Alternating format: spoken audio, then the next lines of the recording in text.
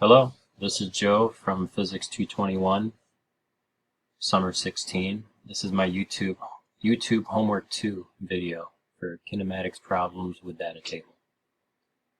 Now in this problem I'm supposed to A, find an expression for the distance d to each post in terms of time t to reach that post and the acceleration a of the motorcyclist, which is assumed constant.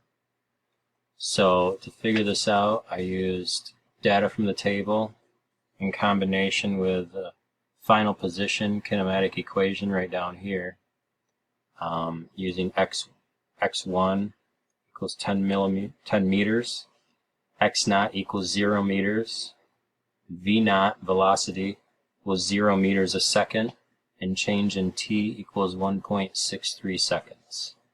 I used the first position because it would be the easiest, since x naught and v naught are both 0.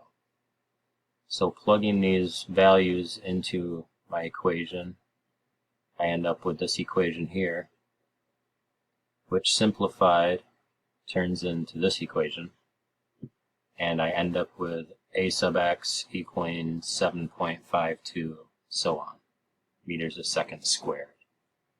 Plugging that back into my original final position kinematic equation and naming that equation d for distance, it equals 1/2 of a sub x times change in t squared, change in time squared, which equals roughly, well, exactly 3.76, so on, for acceleration.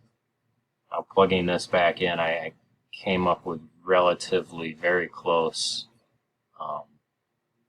to these values for distance. Very small error. And then for part B, I'm supposed to plug this into a data table, graphing d versus t squared.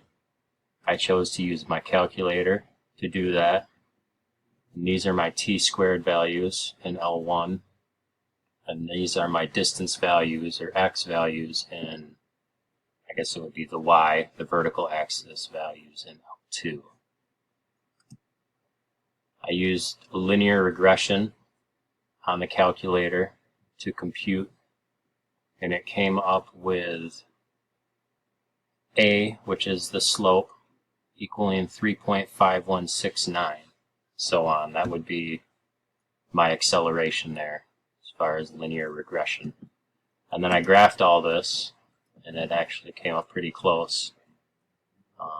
I checked it on my calculator as well, and I believe this had less error. Using the kinematic equation, I came up with less error, but not quite sure. So that's it. Thank you.